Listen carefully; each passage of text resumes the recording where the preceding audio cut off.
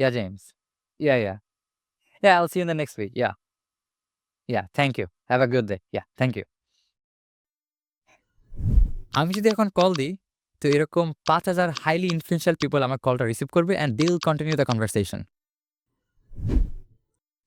কথাগুলো বলছিলেন, "the youngest chief marketing officer in the history of Fortune 500 who built his own empire out of nothing."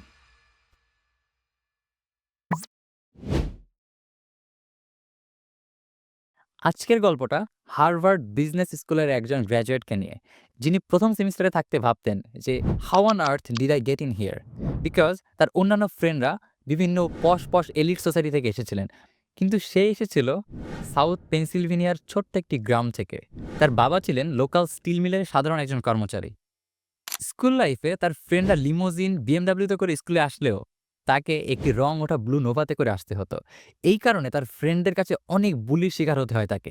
ফ্রেন্ডদের এই বুলির শিকার হলে মানুষের ভিতরে দুই ধরনের আউটকাম দেখা যায়। এক, হয় সে খুবই ডিমোরালাইজড হয়ে যায়। দ্বিতীয়ত, এই বুলির কারণে সে অনেকটা ফিউলড আপ হয়ে যায়।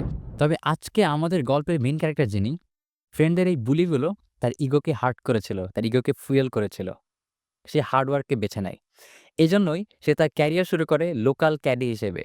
তার সাবার্বসে যতগুলো হোম ওনার ছিল, সে তাদের লোকাল ক্যাডি হিসেবে কাজ করত। আচ্ছা, ক্যাডি জিনিসটা আমাদের বোঝা প্রয়োজন। একজন গলফ প্লেয়ারের অ্যাসিস্ট্যান্টকেই ক্যাডি বলা হয়। আমাদের গল্পের হিরো তার ক্যারিয়ার শুরু করেছিলেন মিসেস পোল্যান্ড নামে এক ভদ্র মহিলার ক্যাডি হিসেবে। এই ভদ্র মহিলার প্রত্যেকটি ম্যাচের আগে সে নিজে গিয়ে সারাউন্ডিংস দেখে আসতো, ফিল্ড কন্ডিশন দেখে ভদ্র মহিলাকে জানাতো এবং ভদ্রমহিলা এদিকে ওইদিকে সব দিকে সব ট্রফি জিতে যাচ্ছিলেন। সো প্রতি উইকেন্ডে যখন লেডিস ক্লাবে আসর বসতো, তখন এই ভদ্রমহিলা তার সাকসেসের পিছনে ওই ক্যাডিকে সবসময় হাইলাইট করতেন। ঠিক এই কারণেই একজনের ক্যাডি থেকে তিনি আস্তে, আস্তে অনেকের ক্যাডি হওয়া শুরু করেন।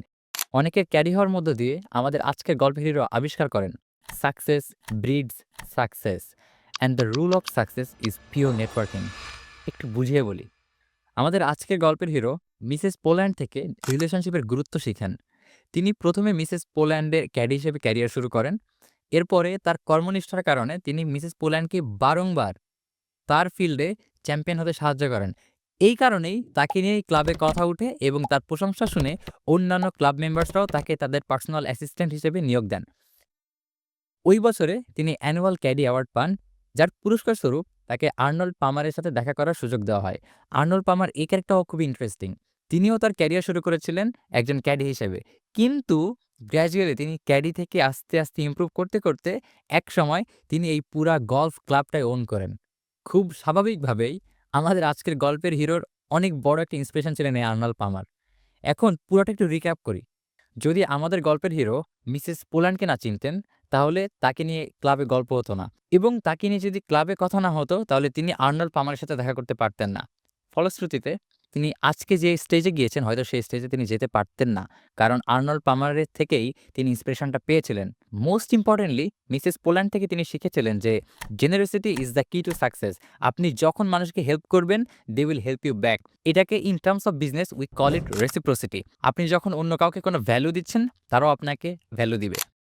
আমেরিকাতে একটা চর্চা খুব বাজেভাবে হয়, বিশেষ করে বিজনেস সোসাইটিতে এই চর্চাটা আর বেশি হয়। সেটা হচ্ছে তারা খুব বাজেভাবে জন ওয়েনের ইন্ডিভিজুয়ালিজম চর্চা করে। দ্যাট ইজ, আমি একাই তো কত কিছু পারি। Why do I need some other people to assist me? But this is too wrong.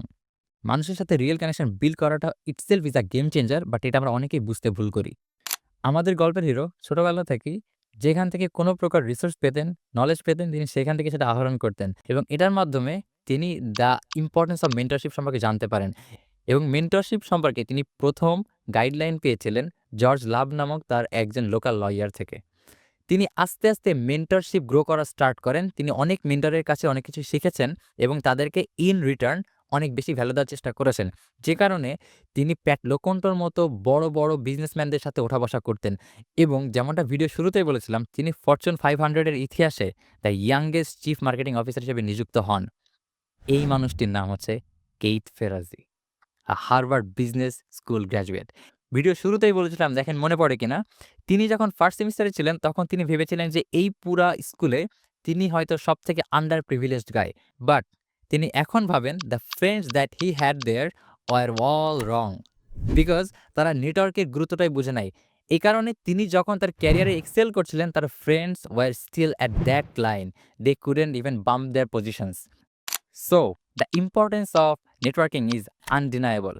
But how to do networking? More specifically proper networking কিভাবে করতে হয়? To know this, stay tuned with our channel. We will show you how to do proper networking in the right channel. So stay tuned. Thank you.